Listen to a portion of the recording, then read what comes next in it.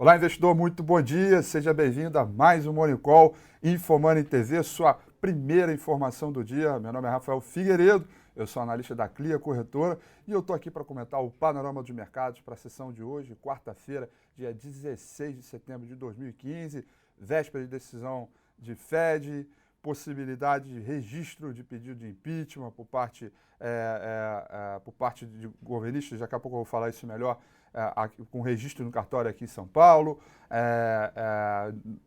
rebaixamento de rating na Ásia, Oceania, agenda lotada para o dia de hoje e muita apreensão para o resultado do Fed de amanhã.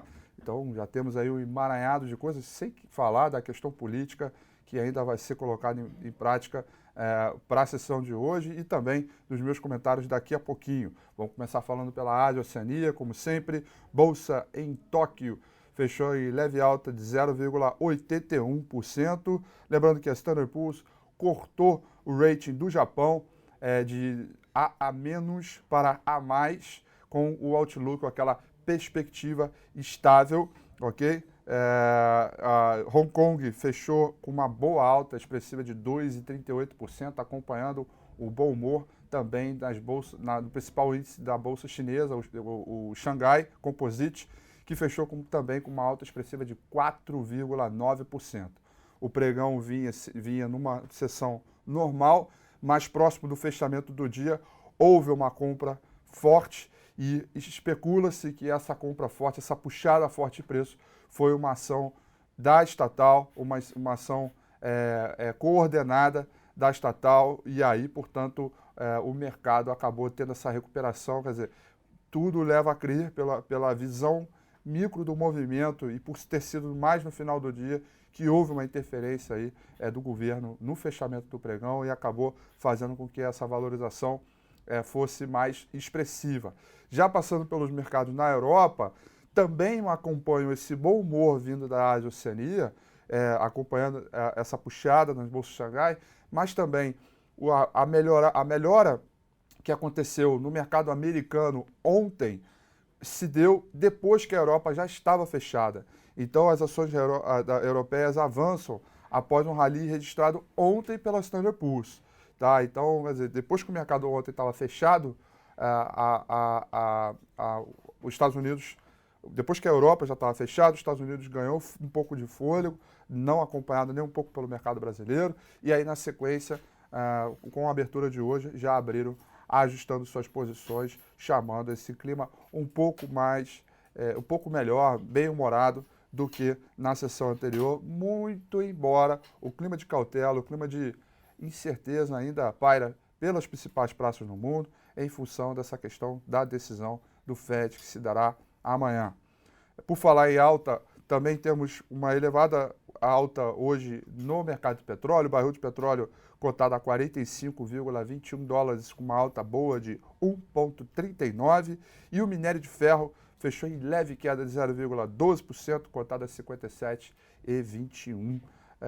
Treasuries americanos caindo lentamente, com 0,47, 0,51, e o futuro americano, o S&P 500 futuro, aquele índice que roda 24 horas, né?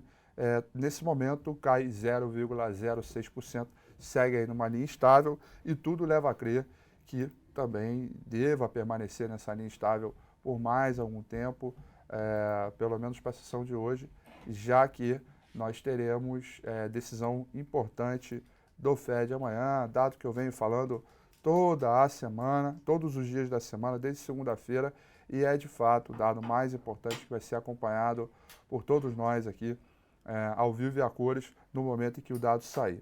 Vamos para a agenda do dia de hoje, que também é uma agenda agitada e tem dado relevantes, até mesmo para o poder de decisão de normalização de política monetária que vai acontecer amanhã. Às 8 horas da manhã saiu o MBA de solicitações de empréstimo do mercado americano, saiu com uma queda expressiva de 7%, saiu o IPC-S computado pela FGV, o esperado era uma alta de 0,25, veio 0,28. Ontem tivemos dados de venda do varejo um pouquinho abaixo do esperado, mensal e anual dos Estados Unidos. Hoje teremos vendas no varejo do mercado brasileiro, que sai às 9 horas da manhã, ok? Tem o mensal aí, mês contra mês, esperado uma queda de 1%, e anual esperado uma queda de 3,8%. E aí, atenção, às 9h30 da manhã, tem dado importante que é o IPC, o principal indicador de inflação do mercado americano, mensal, anual, excluídos ou não os alimentos, que sai às 9h30 da manhã. O mensal é esperado uma queda de 0,1 e o anual é esperado uma alta de 0,2. Esse anual é que pode carregar um pouco. Se ele vier ali em linha ou um pouco acima do esperado, é que carrega aí uma impressão de que o juro do mercado americano pode subir. A Janet Yellen tem deixado claro que é o mercado de trabalho e a possibilidade de pressão inflacionária. Você vê, não está esperando a inflação subir para subir os juros, não. É a possibilidade de haver uma pressão inflacionária que ela quer já subir aí 0,25% a taxa de juros para manter os níveis de inflação controlados. E aí a avaliação dos economistas é que não basta só a economia dos Estados Unidos, mas tem uma economia global que também não está dando muita lenha para essa locomotiva. Então, esse dado de inflação ele é muito importante. Ele é um lag indicator, né? Em português, a tradução disso é um indicador de atraso, ou seja, quando ele acontece é porque muita coisa já se deu. Então, a ação preventiva do Banco Central, nesse momento, ela é muito importante, por isso que o indicador de inflação acaba sendo o ponto mais chave aí para a sessão de hoje, inclusive para poder de decisão de política monetária que vai acontecer amanhã às 3 horas da tarde. Depois temos 5 horas da tarde, fluxo de ativos dos Estados Unidos de longo prazo, de curto prazo. Isso é um dado que sai às 5 horas da tarde, não tem tanta relevância assim, mas é um dado importante.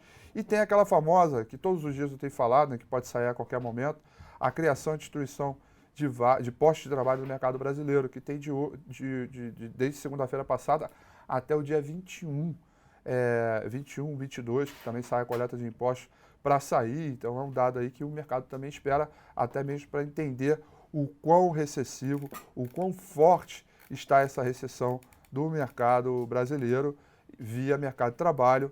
A gente consegue entender que o ajuste fiscal, que é um assunto super em pauta, ele está acontecendo na marra e precisa ser forçado. Ou forçado pelo lado do governo, que precisa cortar gastos, está querendo aumentar impostos, mas tem um que acontece na marra, que é via salários. A recessão acontece, os salários baixos, o poder de barganha do trabalhador diminui e as pessoas se adaptam a essa nova realidade e acaba que o câmbio valorizado da maneira como está, acaba ajustando, o déficit de conta corrente acaba sendo ajustado via balança comercial. Mas isso é uma parte só do ajuste, né? Só uma parte. A outra mais séria, que é aquele de criar um plano de médio e longo prazo para fazer com que no longo prazo a dívida brasileira, a relação dívida-PIB diminua, esse realmente está um pouco complicado.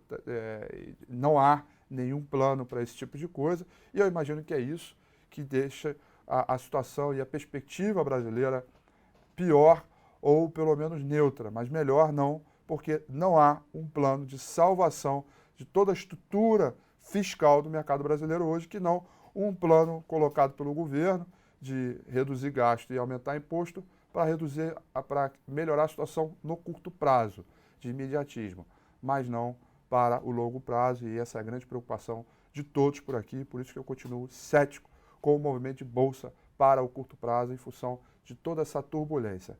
Cético também estou porque o pedido de impeachment elaborado por Hélio Bicudo e Miguel Reale Júnior deve ser registrado hoje em São Paulo e amanhã protocolado na Câmara, tá ok? Isso é uma informação do Estado de São Paulo. O presidente da Câmara, Eduardo Cunha, ontem à noite, já avisou que não vai comentar isso, mas pretende dar uma resposta imediatamente a esse pedido assim que chegar às mãos dele.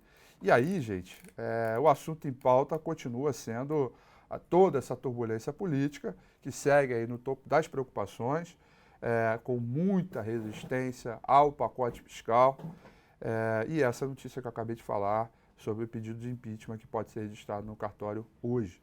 Além desse peso que está acontecendo, ainda tem uma maré para baixo ainda, com essa preocupação do Comitê de Política Monetária de eventualmente subir os juros amanhã. Eu acho que não sobe, já venho falando isso constantemente aqui, em função da desaceleração do mercado da China, em função da elevação do dólar, da valorização do dólar e também da desvalorização do mercado de commodities.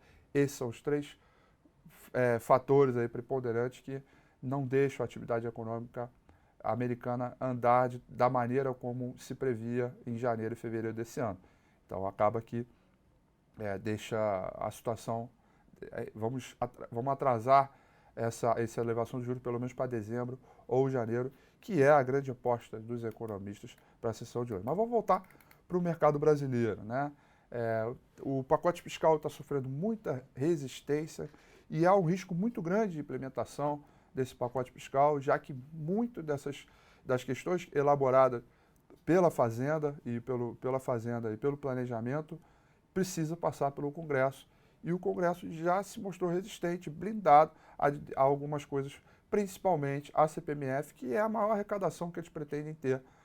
E, enfim, é uma medida totalmente antipopulista, é uma medida que vai no bolso de todos nós e, apesar de poder melhorar um pouco a arrecadação, a gente já tem toda uma consciência de que está todo mundo enforcado no limite e ainda ter que pagar por tudo isso piora ainda mais a situação no mercado no curto prazo. Então, realmente, para um ambiente de previsibilidade está muito ruim, realmente para a gente poder tentar mitigar toda essa situação política ainda está difícil, mas a coisa boa, eu diria, é que não acabou. Tem muito ainda para acontecer. E aí você diz coisa boa por quê? Porque vai pintar a volatilidade e, como consequência, vai dar game. E é o que importa para a gente, pelo menos no mercado no curto prazo. Vamos dar uma olhadinha aqui no gráfico do índice Bovespa. Queria uma informação importante hoje para você, que é o seguinte. Ontem nós fechamos no 0 a 0 com esse candle aqui, ó, que é chamado doji. Doji, por definição, tá, gente? É quando a gente tem um preço de abertura muito próximo do preço de fechamento ou até mesmo ali com uma diferença de alguns pontinhos, que foi o caso de ontem, né? E todo o doji em região de resistência mostra que a resistência é muito, muito forte. Então foi o que aconteceu na sessão de ontem, fechou muito próximo da estabilidade, o mercado está aqui sobre uma resistência muito, muito, muito, muito forte aqui, que é o 48 mil pontos, depois na sequência 48.250 pontos, ponto que precisa ser rompido para procurar aí o 49.400, depois na sequência 50.270 pontos.